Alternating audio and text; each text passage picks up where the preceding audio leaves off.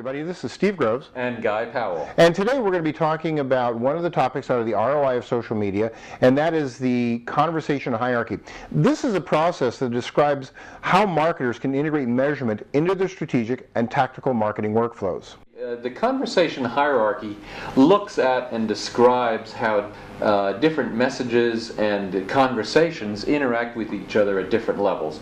Okay. And the category level is the conversation that relates to the category, and what we're interested in is describing and properly looking at the different dimensions that drive conversation in the category. Certainly, on the one hand, there's the conversation that consumers, individuals, and influencers have, and that's really what we're interested in. But those conversations and the volume of those conversations are impacted and driven by other components. Yeah, and those components include things like distribution partners, brands, your own, the competitors, partners, and exogenous components. And the conversation hierarchy really helps marketers to track and categorize conversations in a structured fashion, and it's based on, of course, the requirements of the business.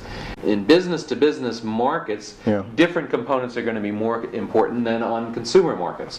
And so that's why when we're looking at the conversation hierarchy, we can now look at whether it might be conversations that are taking place with the distribution channel as opposed to somewhere else.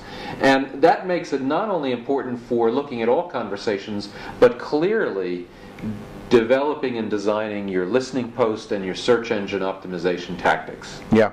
And here we've got individuals, consumers, and influencers. They're key components in the media engagement framework. They play a key role when developing an effective, measurable marketing strategy.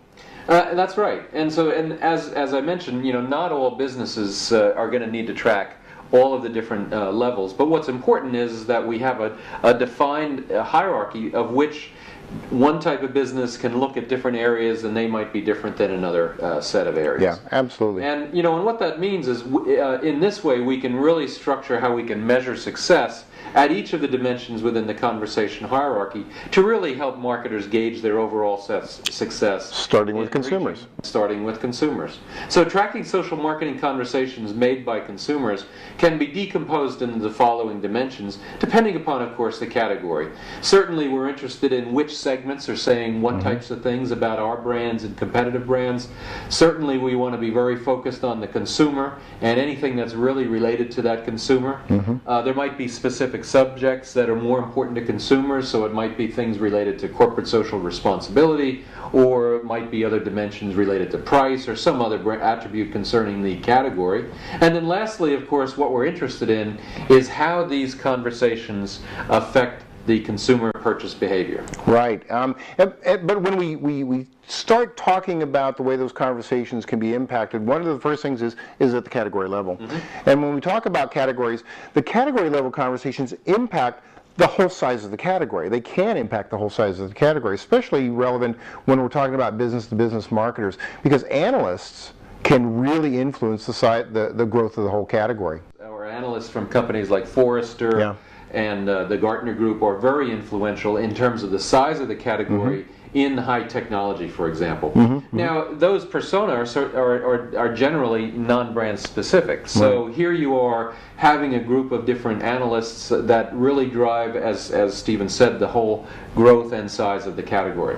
And lastly, it can include different comments. It could be that you have paid celebrities that might say something about the category or about a particular brand, and certainly those things will impact a particular brand. And those might be somebody like Tiger Woods or Michelle Yeoh or Oprah Winfrey. Yeah, absolutely. So the very next area is when we talk about brand-specific conversations.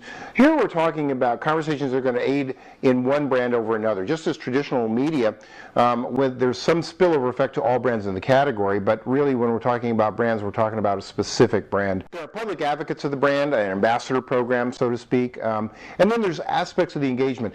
What's the platform? What are the followers? What are the frequency of those posts? Education, sponsorship. Those are things that that really impact how the brand can be talked about, both in your area as well as your competitors. That's right, and those two areas in terms of your own and versus your competitors are clearly things that drive engagement for the whole category. Yeah. Now the last or one of the next key components is, what if you have channel partners that are actually more active at marketing your products than you are? Yeah. That happens absolutely, and a good example of that is the Walmart 11 Moms program, talking about how their ambassador program at the distribution level is discussing ways that consumers, moms, can save money by shopping at Walmart and buying your brand or your competitive's brand there. And so here we have a channel with a very active social marketing campaign that affects your category. Right. So it's kind of an interesting way to look at things. So we have a clear driver at the distribution level in consumer packaged goods and in other areas that that are affected by Walmart. We can develop social marketing programs with relevant partners that help both partners to leverage the social graph of the other partners to their advantage. This allows them to reach new fans that might otherwise have been very difficult to reach. These include things like impacts on the brand perception from customer satisfaction. They're not under direct control of the brand. Possible financial incentive relationships that you can drive those partners' behavior. And it's really important to acknowledge those relationships.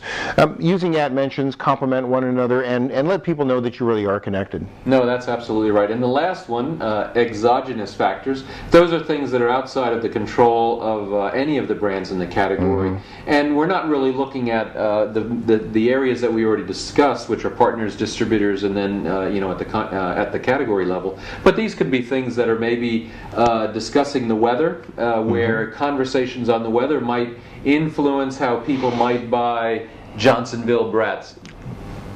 Now, of course, you have different, it could also be government regulation. Yeah. It could be a change in the government regulation and the conversation around that government regulation. Right. So there's a number of different activities that really influence how exogenous factors can influence and change the growth or the volume of conversation in the category. Right.